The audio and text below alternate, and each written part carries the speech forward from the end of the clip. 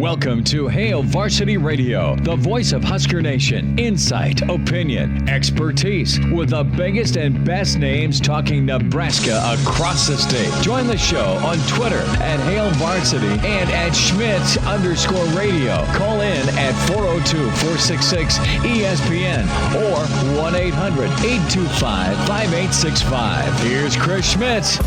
Welcome to it. Great to be with you on a Thursday. It's Hail Varsity Radio, presented by the Nebraska Lottery. Chris Schmidt. Damon Barr is with us. One handle of rum today for Damon. Find us on Twitter at Schmidt_radio at Damon Barr. That's 2 R's. You can dial us up, 466-3776, 800-825-5865. Email Chris at hailvarsity.com. Plenty of thoughts on Nebraska, Penn State. A Bryce McGowan's update, his announcement time. And how about Will Bolt? Will Bolt with a monster haul for Nebraska baseball. Lots to get into. You've got the numbers. We'll spend plenty of time on Nebraska, Penn State. An extended sit-down with Penn State insider Audrey Snyder from The Athletic here coming up in about 20 minutes. Gary Barnett in 1 hour. Brandon Vogel in the I-80 podcast, baby. So we'll talk to Vogues in hour 2. And then your best bets, we will hit games that are not canceled. From Danny Burke, the Pride of Chicago with VSiN Sports Network. So let's get into Saturday and try and I laugh because I'm uncertain, right? I mean, and I think that's where a lot of Nebraska fans are at right now with what is going to happen on Saturday. It's going to be weird anyway, right? I'm thankful I get a chance to go to the game Saturday, and it's just going to be interesting, to say the least, to see how things go. And you hear coaches talk about energy, and you hear coaches talk about perseverance and grind. I mean, listen, it's not cliche Thursday, I promise you. But at this point in the year, in this year like no other year, it is really going to come down to motivation. Brad Edwards hit that on the head yesterday. And, what's the motivation like? We'll hear from Scott Frost here coming up. And I don't want to go all in with, well, Penn State's clearly checked out. But that's the feel. At least that's the feel we got from Jay Paterno. Like, Penn State's teetering. And they're going to probably roll in and score a lot of points on Saturday right after I give the kiss of death, say, well, Penn State's teetering. Listen, they are not in a good spot, and you just don't know where teams are at between their ears, especially teams that aren't used to adversity. I mean, yeah, there'll be some adversity against Ohio State. There'll be some adversity against Michigan. There was adversity a couple of years ago when Michigan State beat Penn State, right? But there's not a whole hell of a lot of adversity in the Happy Valley in the James Franklin era. Like, early, yes, but overall, they're cranking out 9, 10, 11 wins a year, and it's more of that 10, 11 number. I mean, they have gone to 4 consecutive New Year's Six bowls, and they're great. They're talented, but they are in a spot they have never, ever been. And you got to go back a ways. First couple of years Franklin was there, they were 7-6. They had quarterback regression with Christian Hackenberg, and now they've got an upperclassman that is a high-level prospect that is absolutely struggling. Does that sound familiar? The question is, what's going to happen with Nebraska football and the quarterback situation? Listen, Penn State's offense is a mess running the football. Penn State's offense is a mess on the offensive line. And Penn State's offense has really forgotten about their NFL caliber tight end. And Penn State's offense has got one dude that can go get on SportsCenter. But if you get physical with him, if you're Cam Taylor-Britt or DiCaprio Bootle, how much does he like getting pushed around a little bit. Now, he did ball out against Ohio State secondary, so there is that. But you have a Penn State offense that is pretty much one-dimensional, at least coming in. And it's not like they were playing awesome defenses aside from Ohio State, and I don't put Ohio State's defense in the awesome category compared to past Silver Bullet groups. So if you're Nebraska, any hope of kind of sparking your offense is going to start with tempo and who you got at quarterback and making some plays and getting your playmakers the football. That's Wan'Dale Robinson. That's getting the running game going. And that needs to happen, because if it doesn't happen Saturday against a reeling defense in Penn State, you got to wonder, is it ever going to happen this year? And I'm not saying they're going to go winless, but you have an opportunity if you're Nebraska to kind of get that M word going, that momentum. Find a way in a tight ball game and make some plays, make some winning plays in the fourth quarter, and take care of yourself Saturday.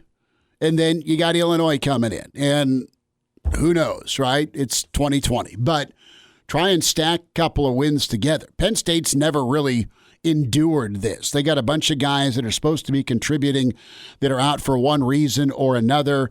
Their high-profile quarterback that's a veteran is struggling. Their offensive line that's veteran is struggling. And defensively, they aren't stopping anybody. And this, you want to talk about a get-well game, and I never thought in my life I'd say this because Penn State was preseason number 8, and they have top 10 talent. But this is a chance to get well if you're Nebraska's offense against a team on that side of the ball, on both sides of the football, that are really doubting themselves. Penn State may be ready to just move on to 2021. And Nebraska's got to ask themselves the question, can they get it done at home in a weird year? Penn State's traveling. Can they go get it done against a defense that gives up a bunch of big plays? I mean, we're talking about 6 or 7 plays of 35 yards or more this season. And you flip it around, you're taking on an offense that, yes, does have some playmakers, but they ain't running the football. And they have given up 13 sacks in 3 games. They worked on 7 or 8 sacks last week against Maryland. And no one's confused Maryland for the 85 Bears. So if you're going to get home and really pressure the quarterback, this is the game also to maybe have some breakthroughs defensively. Not breakdowns, but breakthroughs defensively. So that's kind of where I'm looking between the lines here at Penn State and Nebraska. I know Penn State's still favored. I know Penn State has more talent, but I think you've got different motivations. Penn State, if you can get out of the gate early and get things moving and have something good happen to you if you're Nebraska, I think Penn State is ready to stay and lean on that rope in the old imaginary boxing ring and say no mas. I think they are very, very close, because I'm not saying they don't have guys with backbone or leadership. I think they have guys that don't have any clue how to handle this situation. You flip it around and you're Nebraska, I think they've gone back to work kind of angry. And I know that there was a chip on their shoulder last week, and they came out and didn't handle their business when it comes to the mental that bled into the physical side of things. So I expect a close ball game Saturday just because of Penn State's sheer talent. But I expect Nebraska, they need to do the right thing.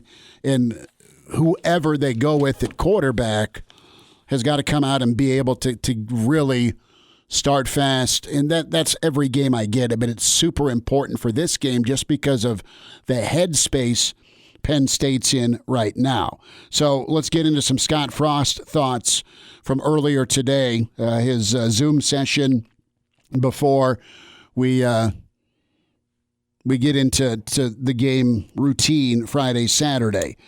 So this was great. Parker Gabriel's a frequent guest on our show. Parker Gabriel with the Journal-Star got things started off with the question we've all wondered about. And I don't know, I've had this discussion, and I'm going to bring you in, Damon. When you go sunglasses shopping, you need that wingman or woman to be straight with you. Do these things look good on me? And I hadn't seen Frosty wearing sunglasses ever, really, honestly, now that I think about it. but he had the shades on in Evanston. And they were some aviators. And I'd love to be able to rock aviators because they're cool. I've got a goofy face. So I go with a different type of sunglasses. I've got kind of that combo between the Bonos, the bug eye kind, but they're a little bit kind of shrunk down, so they don't look super goofy. And occasionally I can pull it off. The aviators, no, man. They look way too big on my face, and my wife gives me hell about it. But the sunglasses question got us kicked off today, and it was lighthearted. It was pretty funny. It was good. Hey, Scott, I guess we'll just get right to the question people are wondering about, which is, of course, where did you find those aviators that you wore last Saturday? And did you get enough trust in them to bring them out again this weekend if it's sunny? They were mine. I got out on the field. It was really bright out there Saturday, and I don't like wearing sunglasses. I don't want to look like one of those guys that thinks he needs to wear cool guy sunglasses all the time, so I've never wanted to wear them. But I was standing on our sideline, had trouble seeing, so I had a choice of Chenander's extra sunglasses and Lambrick's extra sunglasses, and I forget whose I ended up going with. There you go. He had to borrow them. Ken emails in, Chris@HailVarsity.com.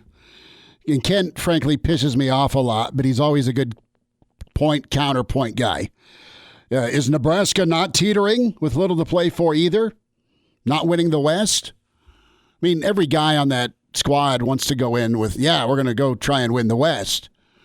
There's reality attached to that. And I don't know, even your biggest, baddest Nebraska fan thought Nebraska could win the West this year. And you're never going to say that as a head coach or as a leader on the football team that you can't go win the West. But I think the scope of what we're talking about, I think the higher you are, the harder you fall.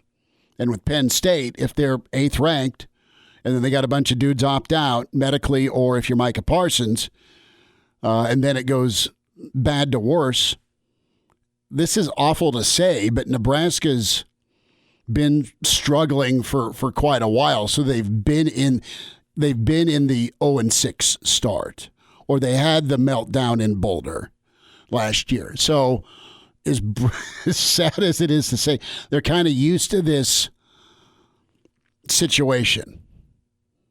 There's some familiarity with trying to dig out. Penn State's not, at least not this team, not this 2020 squad from a projection standpoint. They were supposed to, all right, even if you lose to Ohio State, things can get funky, but they're not supposed to be 0-3. At worst, they're supposed to be 2-1 right now. Now, Nebraska has lost to what? They've lost to the second best team in the country, and Northwestern right now is ranked, so they've lost. They're 0-2 against ranked teams. Indiana's a 10th ranked team right now. We'll see if they're for real or not. I think they're pretty good. But I think the Big Ten's obviously down a little bit if Indiana's the 10th ranked team in the country.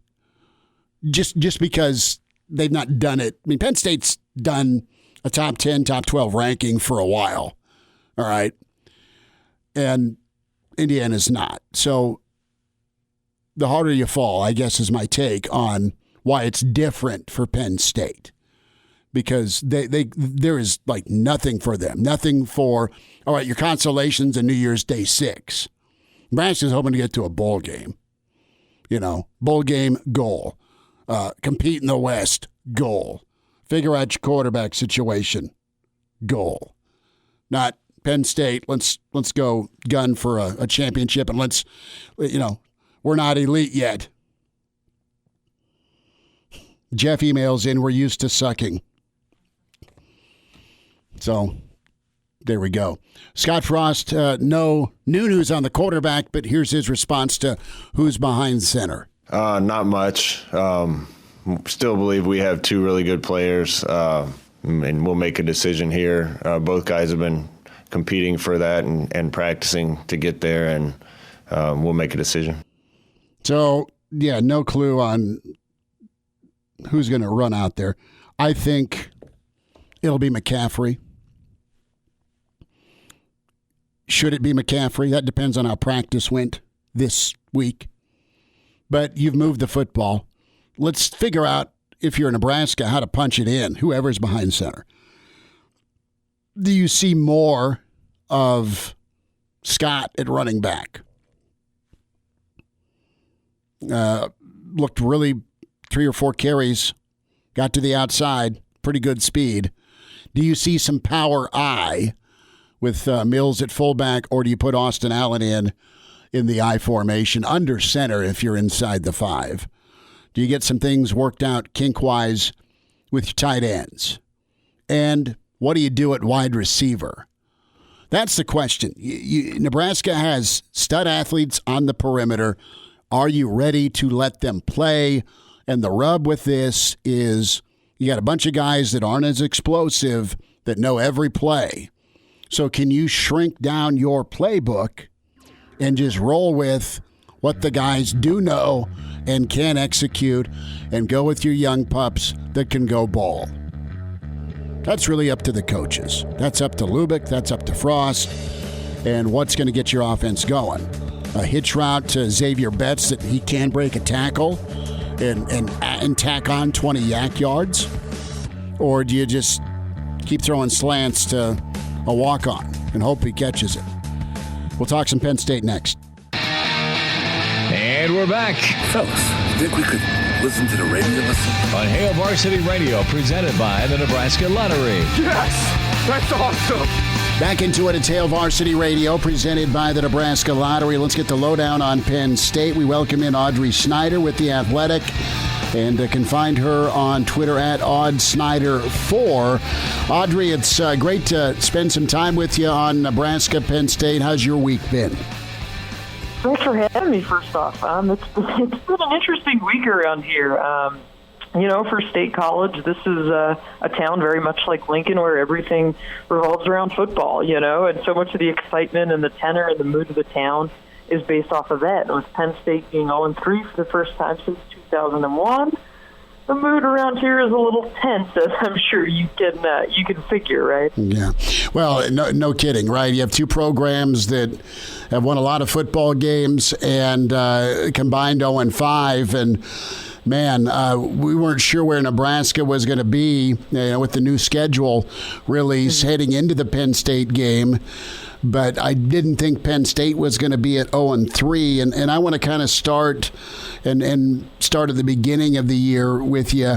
And Indiana's a good football team. Coach Allen's got a really nice program, and what a nip and tuck ball game. But in your opinion, has Penn State fully recovered from that as the season's moved on, or I don't know? How do you gauge it? How do you gauge where they're at now compared to that shocking, controversial loss in week one? Yeah, it's so weird with this particular team because there's so many things going on, and it seems like every week with Penn State, we're learning something new in terms of something that's going wrong behind the scenes. And so, for example, yes, if they win that game, if Michael Penix, that 2-point conversion is short, and Penn State wins that game, okay, you're 1-2. It's certainly not as bad as 0-3, so that would help. But when you follow that up with a loss to Ohio State, which is, under normal circumstances, that would have been the whiteout game. That was the game fans had circled as, okay, this is the measuring stick, as it always is going to be around here in the Big Ten East. And, you lose that game, and it's like, okay, now you're 0-2, but you haven't looked particularly good in either of those two games. And then you compound that with a loss to Michigan, a loss to Maryland, which still is bizarre to say. And it's just like they look really, really bad. And this week, all off season, it was okay. Micah Parsons is opting out for the NFL. James Franklin's family is living away from him. They're living down south because of COVID-19 concerns and his daughter being at a higher risk with sickle cell disease. But then this week, Franklin said, I have not done a great job of managing my family living away from me this season. That's been a challenge. Then Wednesday night we find out starting running back Journey Brown, who's been out for an indefinite amount of time. Here behind the scenes, they've been dealing with this, that Brown was diagnosed with a heart condition, and it's career-ending. So, you've got injuries now compounding a roster that wasn't as talented as it was supposed to be with underperformance, and I don't know how you cure that other than getting a win. That's where Nebraska's at. I mean, they need something good to happen, and you have the quarterback situation swirling, and I know that's been a topic of conversation in State College as well, where you've got an experienced quarterback that's not doing what you think they should be doing. It's not all on Clifford. It's not all on Adrian Martinez, but those guys both would acknowledge they need to play better. Can this team galvanize, rally for Journey? I know he made his announcement on social media yesterday. Can they go try and win one for Journey? I mean, talk to me about the dynamics of this football team. It looks to me, especially on the lines of scrimmage, where they're pretty veteran guys, aren't they? Oh, yeah. Penn State's offensive line, I mean, they thought it was going to be a bright spot. They returned 4 of 5 starters, and they would even make the argument that it was like 4.5 starters Sure. because they had 2 guys splitting time at guard last year that both were going to become starters this year. But, it's really telling then when they get into this Maryland game and you're in the second, third quarter and you see them starting to shuffle this right side of their offensive line. And it's because they still don't know who their 5 best guys are. I mean, that's a problem. I mean, especially on a veteran line, it's to the point where I think you have to say at a couple spots for Penn State, you need to have a bit of a youth movement now because you're 0-3. Everything that you'd hope to play for in terms of a Big Ten title, college football playoff, that's gone out the window. Yes, this year is crazy. It's unprecedented. It's really difficult to try and keep a team moving in the right direction during a pandemic. But you've got to start seeing what some of these younger guys can do. But to your point about Journey Brown and this kind of maybe being a galvanizing moment for Penn State, I think if there is one guy that this team can and will rally around, it's Journey Brown. I mean, he is beloved. Teammates had spoke so glowingly even last year. He was a bright spot. He was the guy who beat out the former 5-star running back, and Brown was a 3-star guy. I mean, it was what he did in the Cotton Bowl was that moment where you say, wow, this guy not only deserves to be the starter, because that was a fair talking point last year of whether or not it was him or freshman Noah Cain who deserves to be that starter. And, Brown showed during the last 5 games last year that he should be that guy. And then you never have an opportunity to see that. So teammates definitely, I think, will rally around him. I mean, we saw a lot of that on social media Wednesday night. But I guess the other part about that is while everything is finalized with Brown now in terms of him medically retiring, this has been going on behind the scenes since September. So part of me says, well, if they were going to have a galvanizing moment and win a game for Journey Brown, really they could have done that in any of these first 3 games because Penn State has just been waiting on second opinions and that kind of thing.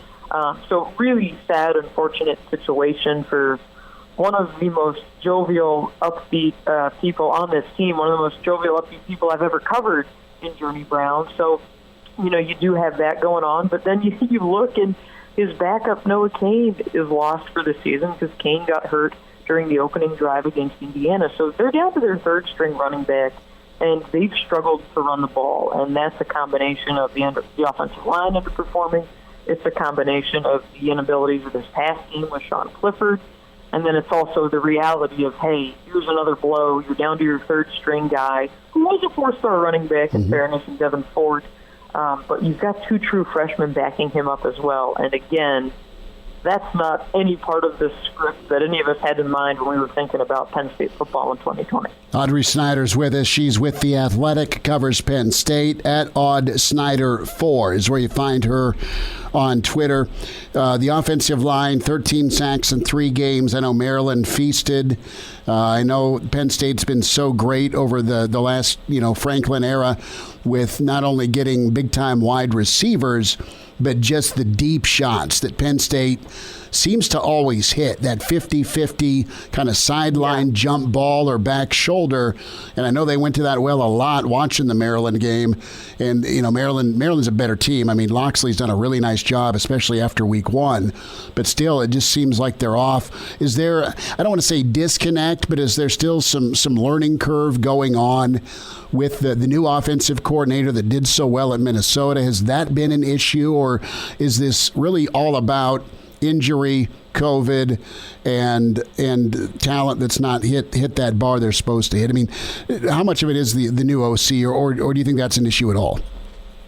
I do think there's definitely a fair chunk of that is because you're installing a new offense via Zoom, right. with brought in Kirk Shiraka from Minnesota, which looked like a great hire at the time, and still very well could be, but because of all the challenges this offseason, I mean, you had guys who eventually came back to campus in June and were able to start throwing together, but one of the things that we just found out about this week, but I think it's really telling about where this Penn State team is, James Franklin was so frustrated with how things have been going, and we heard after the game Saturday night that Jahan Dotson, Penn State's number one receiver, who really has been probably the only player who's played up to and or exceeded expectations to this point on that offense.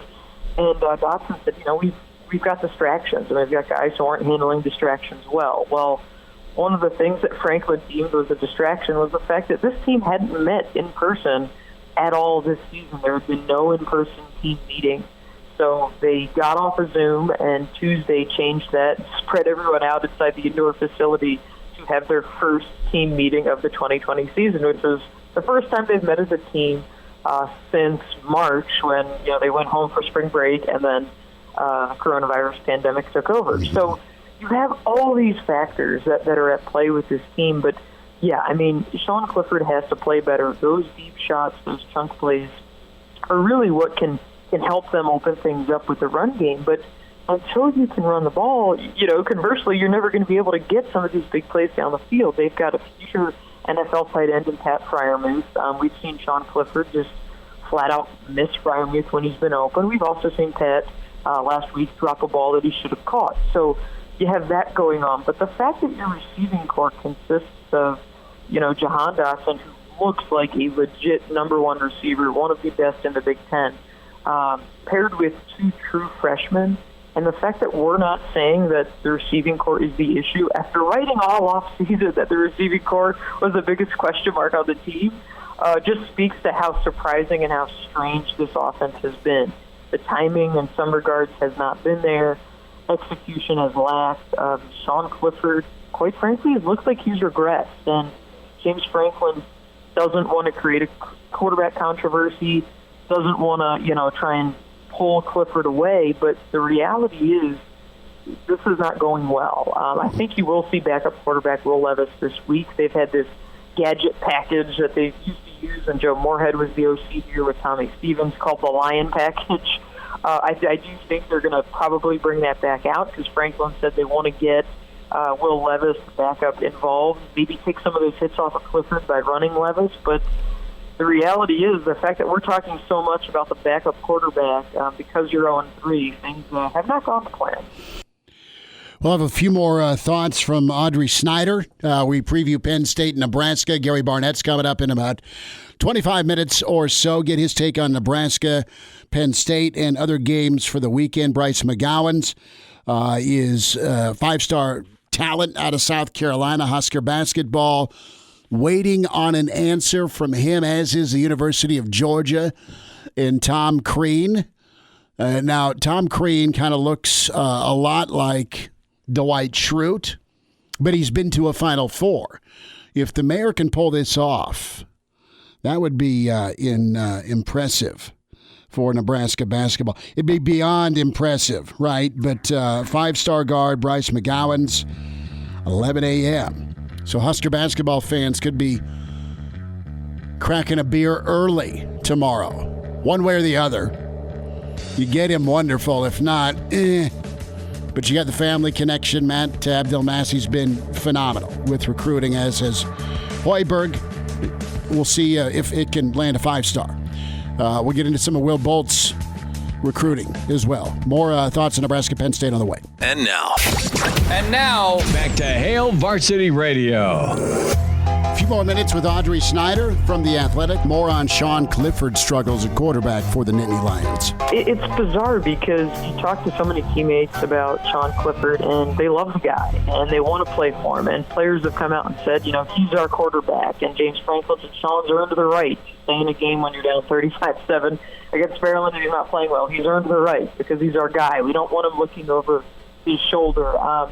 And that's where it gets really interesting, because it's so strange watching this unfold, because you see a Penn State quarterback wearing the number 14 jersey, and there have been so many times in the first 3 games where I've said, wow, this looks like the regression of Christian Hackenberg, which we saw during Franklin's first year here. That's what it looks like. I mean, it just looks like a guy who at times is holding onto the ball way too long. I mean, there was a play last week where it's like 3rd and 16, and there's nothing there, nobody to throw the ball to, just throw it away. And instead, Clifford starts running backwards and trips and falls, and it becomes a coverage sack and pushes Penn State back. And, you know, this once thought to be makeable field goal becomes a 49-yarder. And then, oh, yeah, by the way, the kicker, who was really good last year, has already missed more kicks this year than he has all of last year, comes out and misses the field goal. Like, it's just compounding one issue on top of the next. And, yes, if this offensive line plays better, Sean Clifford certainly stands a better chance. But the thing that's concerning is his accuracy and just how inaccurate he's been. The fact that there's wide open guys and he's so locked in on getting the ball to Pat Freiermuth that he's not seeing that. I mean, Parker Washington, Penn State's freshman receiver, he had 2 touchdowns so far this season. He's a guy that can be that kind of X factor, that speedy guy in the slot, which it's weird because he's built like a running back. Sure. So teams don't think of that. They're so used to seeing KJ Hamler and the speed that he presented last year. But you've got other weapons for Sean Clifford, which we weren't so sure that was going to be the case heading into this year. But yeah, there's, you know, Kirk Soraka is thought to be like this quarterback whisperer. Everybody looks at what he did at Minnesota with Tanner Morgan, and you say, okay, he's got more abilities here with Sean Clifford naturally to work with. I mean, Clifford is a former 4-star guy and Elite 11 quarterback, but right now I don't know if it's the byproduct of Sean thinking too much. And, you know, because of this new offense, they're not just playing, he's overthinking everything.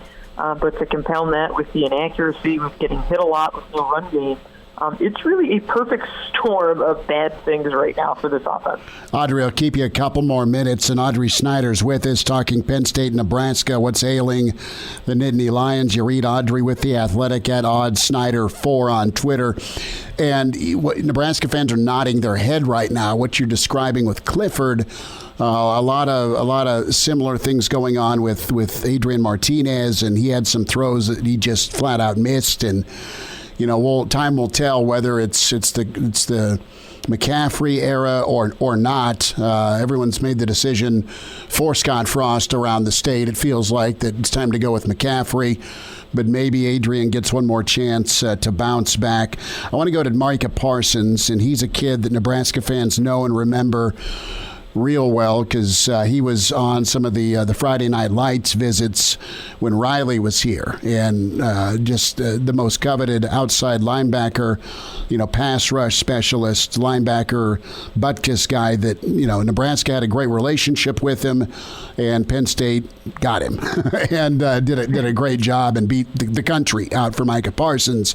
He's going to be a high draft pick. How has that gone over, in your opinion, with Penn State and in the locker room, him opting out? You know, I think players understand it. I think that's the one thing that nobody understands better, how weird and strange this offseason has been, especially when you have NFL hopes on the line, than, you know, the guys in the locker room, because so many of them were thinking through it too. I mean, you look at a guy like tight end Pat Freiermuth. You know, now this week we're asking him, hey, are you going to opt out of the season because you're 0-3? And he said he's not. Same with Jason Oweh, who's kind of the other big pro prospect on this roster. He too said he's not opting out. But the thing with Parsons was interesting because, I mean, we always pointed to, everybody did, his junior year and how important it was going to be. This was the year that so many Penn State fans had circled as, you know, this is your best shot to get into the college football playoff since, you know, Saquon Barkley's junior year.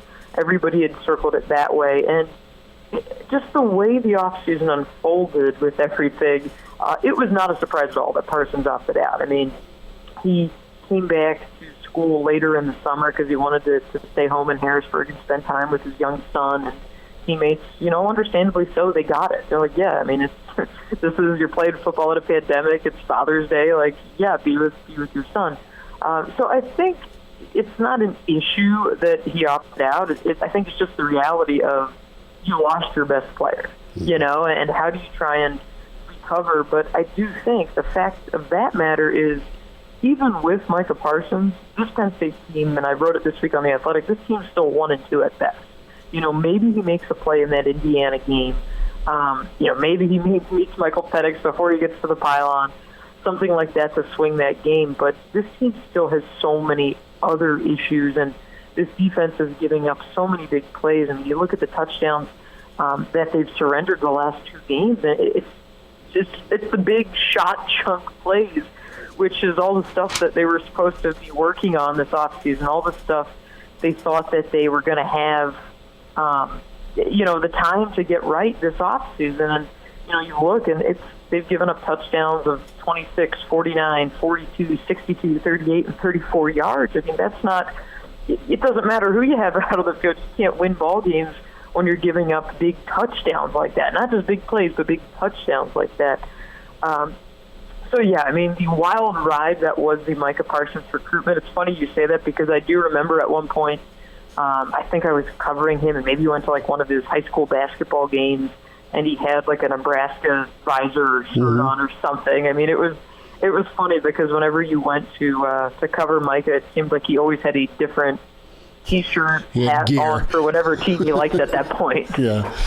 Well, Audrey, real quick, and it's been awesome to chat with you. Audrey Snyder with The Athletic, covers Penn State. COVID concern, is there any for Saturday? I mean, never say never, unfortunately, in 2020. That said, you guys just played Maryland. Any worry about numbers popping up and kicking off Saturday with Penn State? Yeah, no, it's something that James Franklin was asked about Wednesday night following practice, which is the last time we hear from Franklin heading into a game, and he said that, he was looking for wood to knock on in his office because that's just the way things have been going around here. But he said that as of now, they haven't seen any, anything related to the Maryland game hasn't popped up in their testing numbers. Now, obviously that can change in 24, 48 hours. So it's definitely something to keep an eye on, the fact that Maryland, who Penn State played last week, has paused activities and therefore isn't playing Ohio State this week. So definitely something to keep an eye on. But as of Wednesday night, Franklin felt good, at least at that time, about it not being a factor and about this game happening on Saturday. Audrey Snyder with The Athletic. Be sure to read her, Aud Snyder 4. Follow her on Twitter. Audrey, we'll do this again. Thanks for your time. Sounds great. Thank you.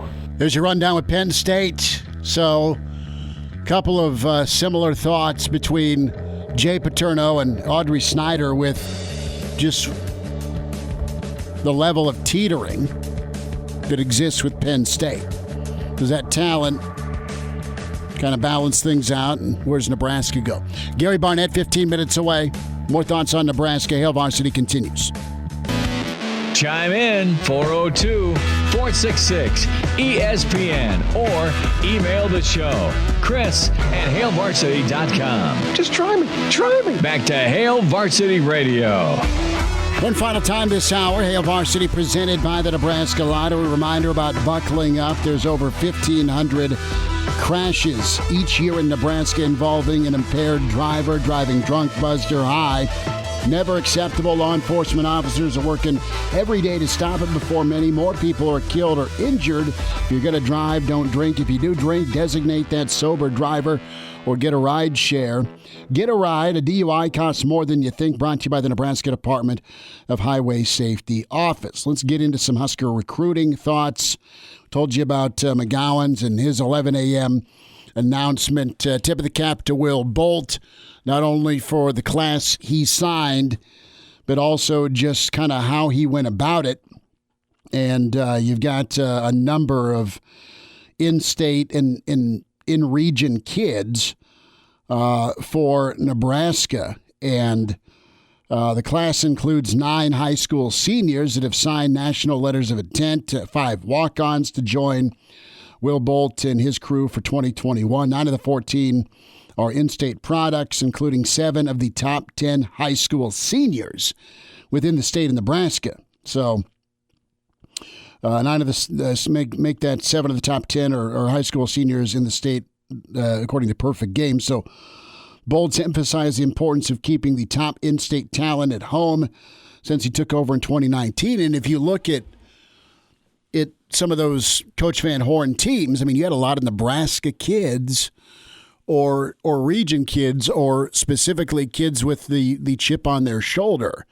And I know Van Horn did well with guys like Will Bolt that are Texas products that were really, really good, but they were more their heartbeat matched their talent level, right? It was high intensity, and they were able to deliver. Of course, Shane Comine was phenomenal. But I think of Hopper and Dan Johnson. Both those cats were Colorado kids, so that counts as region. But Bolt putting a big-time emphasis on Nebraska baseball and in-state Nebraska baseball. There's so much talent within the state when you go out west, when you go to Central, when you go to the Metro, when you look at Lincoln. How many of you have kids, and how many of you have kids that have played travel baseball for the last 7 years? All of us are kind of raising our hand, right? And you've got some really good development, plus all the indoor stuff that's going on where you can work in the wintertime, right? So it's a sport that has a lot of kids to choose from. And I look at just some of the Metro kids. I mean, Elkhorn was a primary region. Also, we got a Hickman kid and C.J. Hood, right-handed pitcher that's good. They went to Wisconsin for Josh Carone, the catcher, and even South Dakota. I have been to Hurley, South Dakota before. And Damon's like, I did not know that. Chase Mason. So, and then you got Max Peterson, really talented infielder for Southwest that's headed to Lincoln, but some more in-state Nebraska kids. And, hey, they also got a Hawaiian kid, which is nice. So, good work by Will Bolt in Nebraska. They are extremely excited about it. Someday, and I pray someday soon, you're going to have a full Haymarket Park with sunshine and no virus, and the stands will be rocking again. PBA is going to be exciting as well someday soon, we hope. And the mayor's putting together a really nice squad as well. See what football can do Saturday against Penn State. Gary Barnett's on the way. Hour 2 coming up. Welcome to Hail Varsity Radio, the voice of Husker Nation. Insight, opinion, expertise, with the biggest and best names talking Nebraska across the state. Join the show on Twitter at Hail Varsity and at Schmidt_radio. Call in at 402-466-ESPN or 1-800-825-5865. Here's Chris Schmidt. Thanks for spending time into Hour 2. It's Hail Varsity, presented by the Nebraska Lottery. Chris Schmidt, Damon Barr, and we say hi to the Hall of Fame coach Gary Barnett with us, Northwestern Colorado, and I'm sure he has been absorbing some Masters Thursday. Coach, how you doing? I'm doing well, Chris. How about you guys? Well, it's all right, man. Looking for a win Saturday. The state is. Yep. But we'll get there in a minute. But how did you get up early and put some coffee on, and you've been glued to the TV for golf? I've had a pretty busy day. I got up and did a radio show in Kansas City. Sure. And then went and played golf out at Whisper Rock. Came back, and we're doing this game remotely this weekend. So we had to set up our voice mechanisms and set up our TV feed, and I'm gonna have to be seeing 2 different TVs. We're gonna have the live feed on regular television. Then I've got another stream coming in that's got all 22 players. So it's going to be interesting to see how we get this done, because it's really hard to see numbers, and that's why we have to do a live feed, just a regular TV. So it's Mark and I will apologize beforehand and just try to do the best we can. And then I went out to hit a few more balls here, caught the Masters. At Whisper Rock, I already knew Paul Casey was leading, and John Rahm, who are both members there, are doing well. So I got it taped. I'll probably watch it when I get home from dinner. Well, do so. Do so. I think you're going to enjoy, and you got a little fun to lock in on Tiger as he had a great first day. And I got to ask you, how was last weekend with Colorado and UCLA? Did you guys do the game via remote then as well? No. So you were there. Our first shot. Okay, I was there at the gotcha. game. It was really awkward at first. During the warm-ups, you could hear all the kids talking and coaches, and because there was 950 people in the stands, but had them distanced and way up in the very top. So there was absolutely no crowd noise from the 900 people. And then and you saw the advertisement all around the stadium. And then when the game started, it was just like any other game. But beforehand, it was really awkward, uncomfortable, new, different. Mm-hmm. But, once it's kicked off, it's all the same. Well, good for you, and good luck to you, because I know you got the Stanford and Buffs this Saturday, and right. The old data center at Coach Barnett's house will look pretty cool, I'm sure. So, well, the Buffs played about as well as an offense could play. Mm-hmm. No sacks, no turnovers, 270 rushing, 270 passing. Never really even hurried. He had cleanest pocket I've ever seen in college football. So it was a good start for them. Well, I'm sure you took a little time to watch Northwestern, Nebraska. What were your impressions of that game? First from Fitz's guys, another tight ball game. Surprise, surprise with Nebraska, Northwestern. Give me your thoughts on, just what's Northwestern's ceiling look like, and then I need to get into the Nebraska offense with you, but we'll start with purple. Yeah, well, Northwestern ceiling is, I don't know if there's anybody in that division that's going to beat them. I think Wisconsin, but we don't know how good Wisconsin is. They only played one game. This game with Purdue is big this weekend. It looks like to me they could end up winning that division. They play great defense. As good a defense as I've seen them play. I haven't been scored on in the second half yet. And that quarterback, Peyton Ramsey from Indiana, and I know they talked in the broadcast about he put 470 on you guys the year before. He's a difference maker for them. They haven't had a quarterback like that. And, I thought they looked really good. They play hard, and as we know through the years, you have to beat Northwestern. They're not going to beat you. And if you get to overtime, they're going to find a way to win because they do it all the time. And that's sort of the team he's got right now.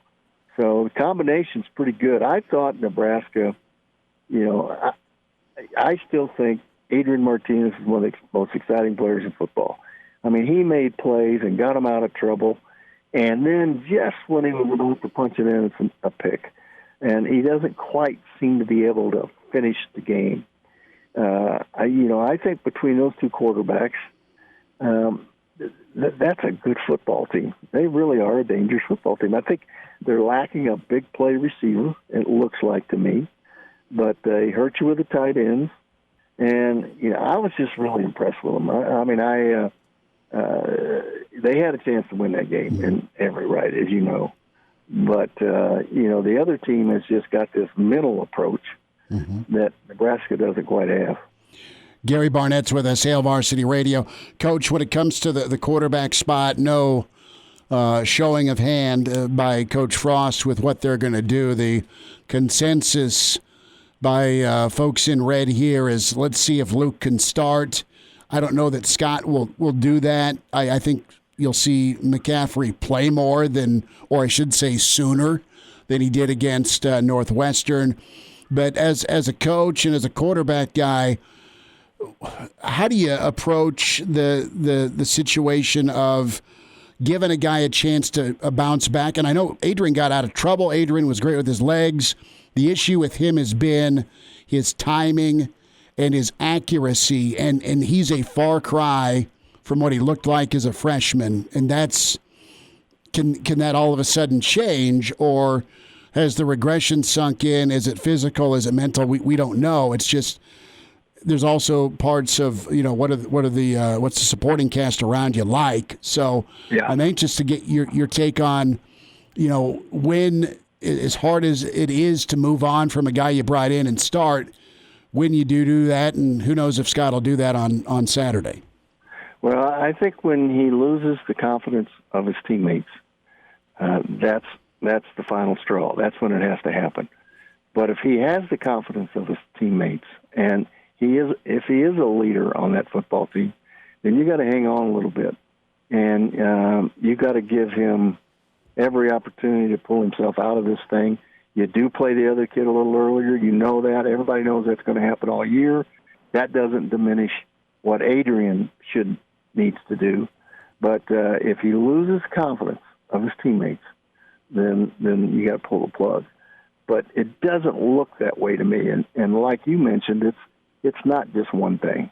He doesn't have the same supporting cast. I mean, the receivers you had 2 years ago when he was playing were outstanding. Your receivers you had last year were outstanding.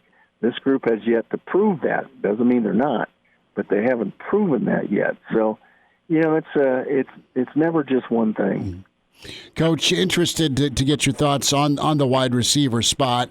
And here's your dynamic at Nebraska. You have some guys that maybe aren't as explosive athletically, but they know the entire playbook, okay? And then you've got some young pups that can just ball, that have been kind of eased into things, but they don't have the full playbook down. What do? You play a kid that maybe knows X number of plays, but, man, if he catches the hitch and he breaks a tackle, he can take it to the house? Or do you take the guy that he'll make the 8-yard catch, but he ain't getting 12 out of it or 20? Well, you work the guys with explosiveness in, and you run plays that they know how to run, and you don't care if you give it away. You don't care if when this X group of receivers is in, you're going to be a possession team, and when the other group is in, you're going to be a different kind of team. You don't care about that. You're just trying to work them in and get them ready to play and be explosive for you.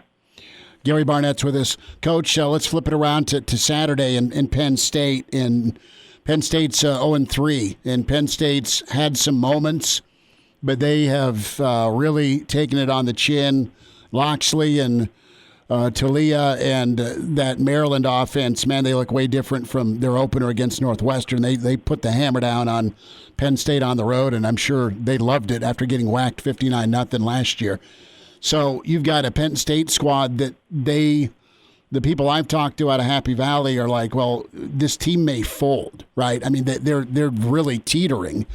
And they've got all sorts of all-world talent. Even kids that haven't opted out are still there when we look at recruiting rankings. And I'm interested to get your read on Penn State and what you do as a coach when you're supposed to be knocking on the football playoff door, and now you're all of a sudden 0-3. How you deal with that? Well, when you're 0-3, Chris, you lose 3 in a row, and Nebraska can feel this way too, is you wonder if you're ever going to win another one. And that permeates the thought process. You can say what you want publicly, but I'll guarantee you, when Scott Frost and James Franklin close the door of their office and sit down, they go, I don't know if we'll win another one. And so that's the part that you have to battle. It's a personal thing, but you got to battle it. And that means players have to battle. Players don't quite feel it the same way that coaches do, okay? But coaches, that's what happens to them.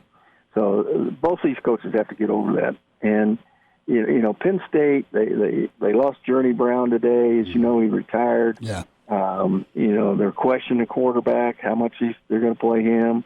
So there's all sorts of issues there. You don't have a big home crowd that you got to battle. So both these two teams should be hungry for a win. I still like Nebraska in this game. I like Adrian Martinez. I think he's a baller.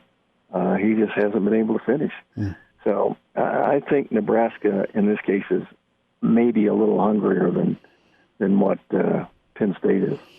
That's kind of the feel, right? Is from a motivation standpoint, and is Nebraska how they've gone back to work this week, and it sounds like they've gone back to work the right way from the Zoom pressers.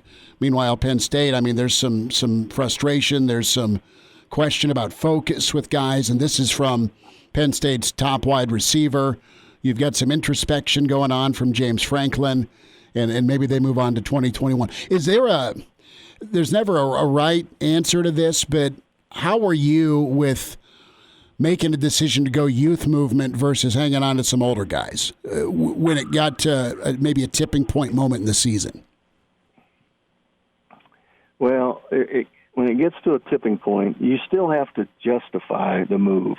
Sure. Because, everybody's watching you in that meeting room.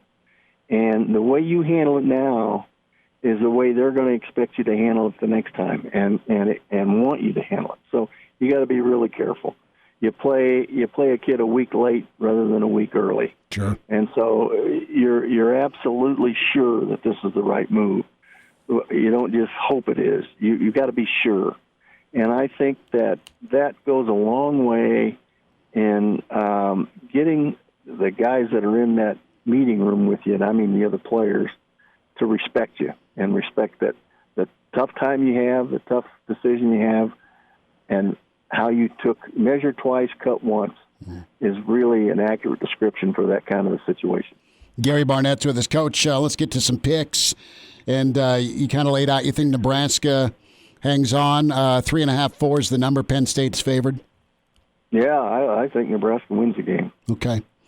Northwestern, Purdue. These are entertaining ball games. The last couple of years. They are entertaining ball games, and Northwestern just has it, and I expect them to win this game. Wisconsin. They got to knock some. How much rust are they knocking off? And you want to talk about a team that's Harbaugh's not had much panic. He's kind of been Jim, right? I mean, he's just still going to work. And what do you think of this in the big house? And it's a road show for Wisconsin. Well, Wisconsin may have some rust, but Michigan's got some erosion going on. And I don't know how to pick this game because I don't think Mertz is going to play. So I don't know. It seems like to me Michigan should win this game, but I just feel like Wisconsin's a better football team right now. What? So this is a tough one because I haven't seen enough of Wisconsin to be able to, throw money at that one. Well, nobody has. That's all right. No, I know. Indiana, man. Coach Allen, he's got some skill guys, but, man, they're a tough-minded football team. They're at Sparty. Does Indiana keep it rolling? Yep, they do. Sparty's not very good, but Indiana's got it going right now. And great article in ESPN today about their two young coordinators and Tom Allen. They got it going. I can totally relate to Tom and that football team and what they're doing because that's what we got going at Northwestern. That's awesome. Gary Barnett's with us. Does Notre Dame get bit twice after taking down number 1 by Boston College this weekend? I don't think so. Notre Dame was very, very impressive. I don't know if the quarterback can play like that, Book can play like that again, but they look good. They've looked good in every game, Chris, I think. I think they've been a playoff contender the whole way. They do look really good. Gary Barnett's with us. Coach, enjoy Saturday. Have a great call with Colorado, Stanford via remote. And make sure you get time to watch some Masters Sunday, all right? For sure, Chris. Thanks very much. Take care. Appreciate your time, Coach. Good insight as always. Love talking with Gary Barnett, and pretty cool setup for him as it's going to be the Coach Barnett War Room with via remote doing the game for Colorado Stanford. Really good insight on Nebraska and where they're at, and he's looking at Adrian. Brandon Vogel's coming up next on Hail Varsity Radio. He's in his 30s, but sounds like he was born with a stogie in one hand and a brew in the other. Now, say my name. It's Schmitty on Hail Varsity Radio. I got the body of a taut, preteen Swedish boy. You don't want to get caught up with Gary Barnett. That'll be on the in-demand section in ESPNLincoln.com. Also, Damon will have some of those excerpts on Coach's thoughts on Adrian Martinez and how you handle that. We welcome in with HailVarsity.com and magazine managing editor for Hail Varsity and author with John Cook, Dream Like a Champion. It's time to say hi to Brandon Vogel. Vogues, what's up? How are you, man? Doing pretty well. How are you? I am good. I am intrigued about Saturday and just the psyche side of things. And, yeah, you got to go do it. You got to be good between the lines, and neither team has been. And, what are a couple of things you're looking forward to Saturday? And did Scott pull off the sunglasses last weekend? Because I love that part of the presser today. Yeah, it was nice to start with something that was a little bit lighthearted. So credit to Parker Gabriel, Lincoln Star, for getting us off on the right foot. I think it's probably been a pretty tense week otherwise, both in Lincoln and in State College. We kind of knew. I don't know if any of us thought Nebraska would be winless going into this game. Certainly not if you took one of those games out, unfortunately, what happened. But the big shock here, of course, is Penn State. And you kind of knew, or at least I felt as we went through those long summer months, that there's going to be some teams here that are kind of set up to maybe take the jump, to take the next step. And I would have put Penn State in that category coming into the year. And just with an unconventional offseason, it kind of gets thrown into the air a little bit. So I think it's a big opportunity for Nebraska's defensive line, to zoom in a little bit into the game itself. Like, Penn State's not running the ball great. Sean Clifford is not supposed to be their leading rusher, though he is at the moment. And they're also struggling to protect him. So Nebraska's D-line's been encouraging through 2 games, even though there were 2 losses. So I'll be focused on that part, kind of to start out, and then there's a lot of other pieces to this as we get into it. Let's get into the quarterback setup. Do you have a feel at all for Saturday? I mean, I think just the way the offense is moved, you go with Luke either sooner or at the beginning. Now, that said, part of me is like, you know what? I think you might see Adrian run out there to start and give him a chance to bounce back and fix those things. I just don't know why he's been off from an accuracy standpoint. And I don't know if, and again, I have no inside information. I'm just speculating, and I'm not being reckless with this, but I mean, is his arm okay, right? Or, what's causing the footwork, the happy feet? I mean, all of those things you wouldn't expect from your quarterback, but you do have a new offensive coordinator. But he didn't even look as comfortable against Northwestern, honestly, as he did against Ohio State when we just get into the way he was going through some of his progressions. So I'm fully on board with giving Adrian another shot. I just don't know if we're going to see a different result, Brandon. Yeah, and I think that's the key question, and it's not an easy one to answer. Particularly for a coach like Frost, who was a quarterback himself. That adds another layer to this. He knows what it is to be in this spot, and I think that probably weighs pretty heavily into the decision. It'd be strange if it didn't. Up until the interception last week, I didn't think Martinez was playing poorly by any means. He wasn't playing great either, and I think that kind of gets to the heart of the question: is how urgent are things for Nebraska right now? Because there's been some ups and downs, but it hasn't been massive peaks and valleys really. When you go back and look at everything from 2018 till now for Martinez, and he's great at times. You see the limitations at times. It doesn't seem like the game has slowed down a ton for him, as you would hope would happen for a player as he progressed through his career. And at that point, you're kind of faced with the upside, the uncertainty, but also the upside of a player like McCaffrey versus, well, this has been pretty much the same for a lot of this stretch, and Nebraska keeps getting the same results. And I don't mean to put that all on Adrian by any means. That's not what I'm saying. It's just, do they need some sort of change agent? Do they just need to try something else to see what happens. And McCaffrey's been just good enough. We always know that the backup quarterback's the most popular guy in the room always.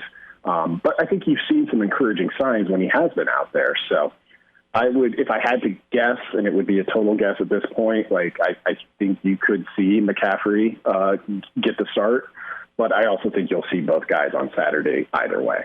Yeah, it's not an absolute, I don't think, Saturday at all. With just because McCaffrey gets the start doesn't mean you're not going to see Adrian, And if you're a Nebraska fan, I don't think you care who's quarterbacking because you got two good options when they're on their game. But to the heart of the matter, it's just blowing your pinky toe off 150 times, either when you have some momentum or when you get inside the red zone. And that is the crux of this. Your defense is playing well. Brandon, Coach Barnett just said, sometimes you start off like this, you don't ever feel like you're going to win a game. That's like the thought process and wear and tear that, Franklin and Frost are going through. They're like, damn it, are we going to ever win a game? And you move forward. And to be honest with you, I'm interested to see can Nebraska gash a bad defense? Can Nebraska's defense go smoke a quarterback that's reeling as well?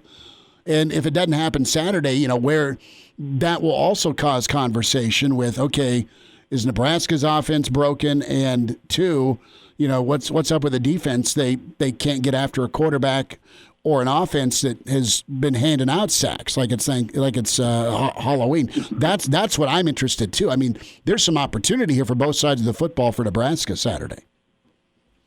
Yeah, I think so. I think I think the offense, in a general sense, when you consider where they were over the previous two seasons, has been mostly encouraging. At least to me, there's been some struggles, particularly against the pass, which I think gets interesting here when you consider Penn State.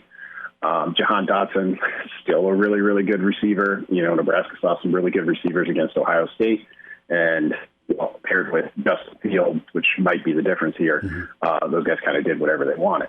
Now, you're not facing that kind of quarterback this week, but still some good receivers. Some receivers, I think, when you look at the inexperience for the Nittany Lions, have probably been better. Dotson was a relatively known entity, but there was some uncertainty there, and they've been okay in that regard. So can Nebraska hold up on that end? I've been really encouraged by what the defense has done against the run, and this is a team that's not running it all that well. So there's some things that are in their favor there.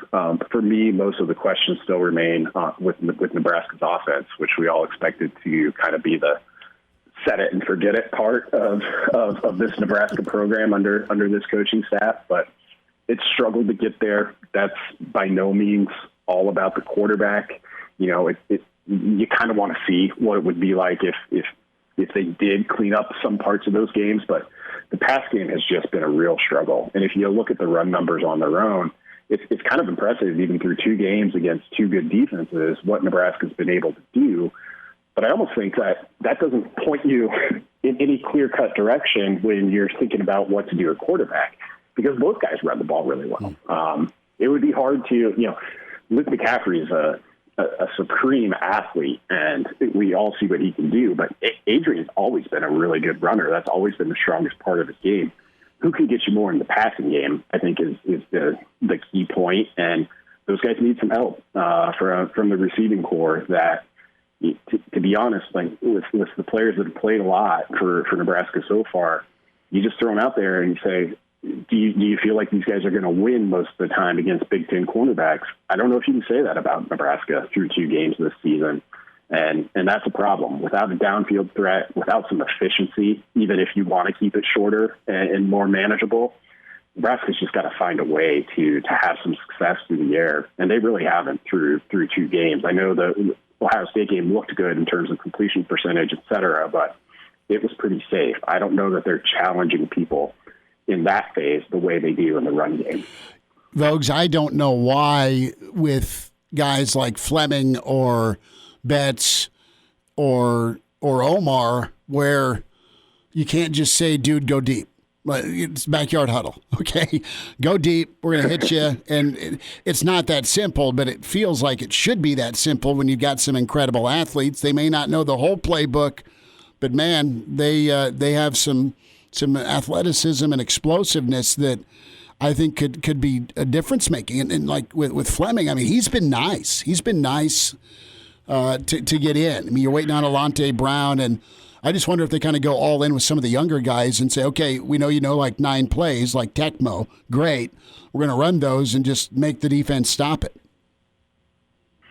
Yeah, I and it's like you said, it's never as simple as it seems from where we sit. Mm-hmm. You kind of have to believe that, well, maybe there's a reason that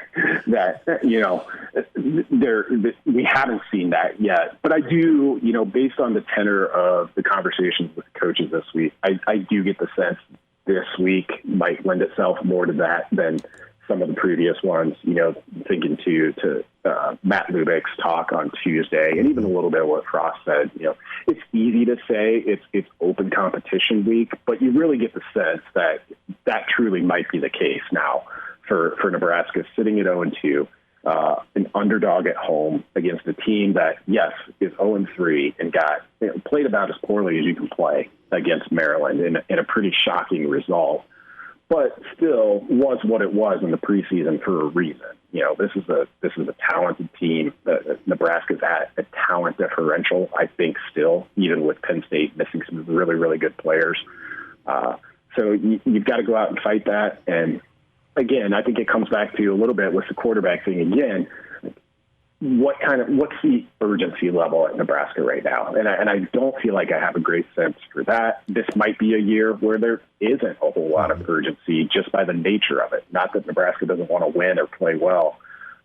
It's a bizarre year on a lot of fronts. So I'll be interested in that on Saturday. Well, when you're getting ready for Nebraska and Penn State this weekend, the I-80 podcast, Brandon Vogel, Hurrdat Media, Spotify, iTunes, Google Play, and HailVarsity.com. Vogues has got his new show posted. Vogues, we'll talk Saturday morning. Thanks for jumping on, bud. Sounds good. Thanks a lot. And now, back to Hail Varsity Radio. Back into it, rolling through a Thursday, Hail Varsity Radio. It's that time for Burke's Best Bets. Danny Burke with VSiN, the pride of Chicago, back with us. You follow him on Twitter at DannyBurke5. You hear him weeknights, rush hour. Of course, he's on the TV looking all pretty with Fox Sports' pregame Bears coverage. And Danny, you're always working, but you do have time to check the golf course, and I'm sure scream into a pillow after a loss to Northwestern. How are you? Oh, man, Schmitty, I'm good, but besides that game, because, man, you're right. I mean, I was hitting the links while that game was happening, so like the first quarter, then we were on the course, so I had it live streaming on my phone, and I was feeling pretty good. Third quarter, all right, and then, Northwestern started to come back, and then I get to the fourth quarter, in between shots I'm watching, I see the interception go off the helmet, and then I'm just completely frustrated from that point on, and kind of just, cussing left and right, and the guys I'm golfing with didn't really know why because they're focusing on their putts while I'm focusing on my Nebraska bet. But, man, Schmitty, that's one Nebraska's got to have, and we say that so many times, but that was just so disappointing. They just thought you were ticked off that you two-putted or you were in the sand, but no, It was the big red that did you in. Let's start off with Nebraska. And Penn State comes in at -4. Penn State's a mess. They've got their own quarterback issues. They've got their own problems on defense. Their offensive line's brutal, but yet they're still favored here. What do you make of this? Any angle on this game that you like?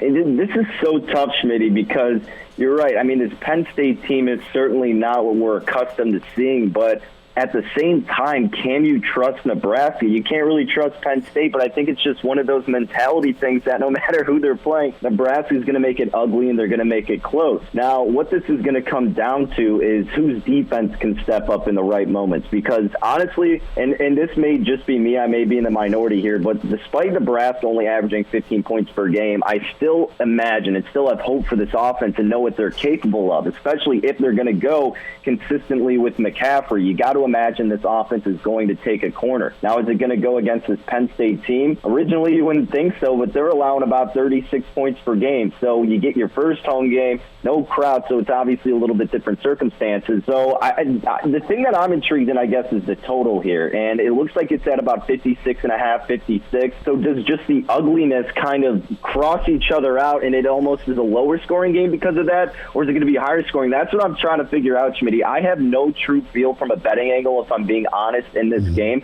I think the way I'm going to approach it is just live betting it, just based on the momentum and who has what kind of rhythm. But I maybe lean a little to the under here. At 56.5 looks like the best number. I think it could just be slower pace because we haven't seen Nebraska necessarily click yet. Like I said, I know they're capable of doing it, but will it be this game? I'm not so sure. And look, Nebraska's defense has improved themselves, so maybe Penn State will be slowed down too. But, I mean, what are your thoughts on this total? Because I would lean a little bit under, but not something I'm necessarily confident enough to lay some money on. Conventional wisdom says neither team offensively all of a sudden becomes something they've not been. The thing with Penn State is they scored a lot of points against Indiana. They scored enough points against Ohio State. But then you saw what happened against Maryland, where, I mean, it was invisible blocking. The thing that worries me is Nebraska has gotten 60 plays in opponent territory, and they've scored a whopping 3 touchdowns. So I think the offense can get sparked with McCaffrey at quarterback, and if Nebraska wins, I think it will be McCaffrey either in relief or going all 4 quarters, and they'll be a little bit better in the red zone from a play calling standpoint. They've got to be. And I like Nebraska's defense. I think Nebraska can win, but when push comes to shove, that's more of my heart versus my head. It's Murphy's Law, right? So I think somehow Penn State finds a way to win this game, and I probably agree with you on the unders. Just Penn State's too talented, period. Yeah, I think you nail it. I mean, Murphy's Law, it just feels like based on what you've seen from Penn State and even what you've seen from Nebraska, because you kind of look at it with your heart a little bit, you think they should have the talent to win this game, but just based on what we're accustomed as a Nebraska fan is covering the team, you imagine that in the end, realistically, the Nittany Lions probably come out with the victory in some kind of crazy fashion. Let's hit Iowa, Minnesota. Hawkeyes -4 at the Gophers. Schmitty, explain this to me. Why is Iowa getting the attention here? I think this one opened as a pick-em, and now you see Iowa anywhere from a 4-point favorite to 3.5. Most places it's at 3.5, but last night I saw it even get up to 4. I pulled the trigger on catching the 3.5 with the Golden Gophers earlier this week. When this team's putting up 36 points per game, their defense, yes, that has been their Achilles heel. They're allowing 36. Iowa's defense is still pretty solid overall, but let's be honest. Minnesota at home, they're going to be able to move the ball. I don't know if Iowa's going to be able to keep up with the pace that Minnesota has. I think Minnesota's defense can do enough. And what, you're telling me you're convinced on Iowa now because they stomped Michigan State, who wasn't even touted as being a good team this season? Yes, they have a big win against Michigan, but look what Michigan's turned into. So I just don't understand all the money going to Iowa right now. You're giving me over the key number of 3 with Minnesota, who's got this really good offense at home. I'm taking 3 in the hook with Minnesota all day. You know, I think it comes down to this. Minnesota's offense is incredible. Iowa's defense is pretty good. And when push comes to shove, Minnesota's defense is so bad. Iowa must have gotten well enough for some of the bettors last week against Sparty to say that, look, Iowa's offense is better than that Minnesota defense, and maybe that's why the number's where it's at. Yeah, I guess so. It's just, look, Minnesota 41, 44, and then 24 in that first game. But, man, I just don't see Iowa being able to keep up no matter how bad that Minnesota defense is. I'm just not convinced on this Hawkeye squad. Let's hit some NFL. Danny Burke's with us, the pride of Chicago. Burke's best bets. Danny, couple of minutes. So, big win by Buffalo. They've been nails. Arizona's trying to bounce back, but they're dangerous. I think Arizona's -130 here. Buffalo's got to travel the other way versus Seattle coming cross-country. You in with the Bills Mafia here, or do you think Murray and company get better? better? I've been a really big Kyler Murray fan, not only because he's been dominating for my fantasy team, Schmidt, but he's just been really fun to watch throughout the season. There's been blips where he's been kind of frustrating and unable to throw the ball. They should have won that game this past week against the Dolphins. The kicker went short on a 48-yarder. How often do you see that? But look, Buffalo, I'm still not convinced on Josh Allen, Schmidt, and I did bet the Seahawks last week. Unfortunately, it was a huge public play, so not a good spot to be in. But remember, Josh Allen before that had only 4 touchdowns in 4 games and about 4 interceptions, I believe. And now he bounced back against the Seahawks, who at the time allowed the second most yards throughout the air, arguably the worst defense in the league. Yes, Josh Allen was going to have a bounce-back game. Now he's finally going against, not finally, but now he's coming back against a pretty solid defense in Arizona. I think Kyler Murray and company can take advantage again at home against a team that has a bad defense, being Buffalo. They're not the same defense we're accustomed to seeing. Now that the line's kind of coming down toward Arizona, you could probably even wait a little bit or just play it a little bit safer and lay a little bit more on the money line. I think the Cardinals bounce back and get the dub this weekend. Danny, about 30 seconds. Seattle, Rams, LA, -1.5. Yeah, like we said, Seattle's defense, how can you trust them? Poor Russ is on his MVP campaign, but now Patrick Mahomes is sneaking up on him. Is his defense going to screw him over? It looks like that, and you're getting Sean McVay off a bye here. It's dangerous territory. I think with the total, you can't really go high enough potentially, so maybe over 55.5 in terms of the spread. Lean a little bit toward the Rams, but it is hard to count out Russ. And once again, that defense is a liability. Danny Burke, Burke's Best Bets. Danny, have a good weekend, bud. You as well, Schmitty. Thanks for having me on. Pride of Chicago right there, Danny Burke. Will wind down a Thursday edition of Hail Varsity Radio. We'll check in with Damon Barr and see what Thursday and date night looks like for him. Miss us? Come here, brother. Give me a hug. Bring it in for the real thing. We're on call for you. Catch the podcast at hailvarsity.com, the ESPN Lincoln app, or download them on iTunes. Saddle up, partner. Back to Hail Varsity Radio. One final time, NFL going on tonight. We are on the road tomorrow. Piedmontese, the Mercado, an incredible butcher shop. They have got your short ribs. They have your double bone pork chops. And listen, if you're firing the grill or smoker up, the steak selection's incredible. I mean, Damon Barr is just going, the wheels are turning with what he may do. But come see us. Jay Moore is going to be with me tomorrow. So we're at the Mercado at Piedmontese, North 84th, kind of catty corner from the Lancaster Event Center and north of Havelock Avenue when you head out and jump on 84th. So Piedmontese, incredible folks, great Nebraska beef is there, and we absolutely invite you out to see us 4 to 6. So Hail Varsity Roadshow Friday. Love being on the road Friday. And you're invited. Spend some time, get that meat picked up, and you will not disappoint, man. You'll absolutely love it. So with Piedmontese, they're the official beef of the Huskers. It's all natural USDA prime grade. The tenderness is incredible. The fat and calories are a fraction of what sometimes you get elsewhere. And they specialize in local premium ingredients. And the house-made sausages, brats, and kielbasa. We ate like 400 pounds of that last time we were there. So get loaded up with the meat sweats for Nebraska Penn State on Saturday. Come see us at Piedmontese, the Mercado, 4 to 6 tomorrow, 84th, North 84th. Blackshirt Jay will be there. We'll see just how many short ribs Jaybird can take down, as he's got one eye on the Masters and one eye on the hot link sausage. So let's continue with food. Damon Barr, and you find him on Twitter at Damon Barr. That's 2 R's. He's a rum connoisseur.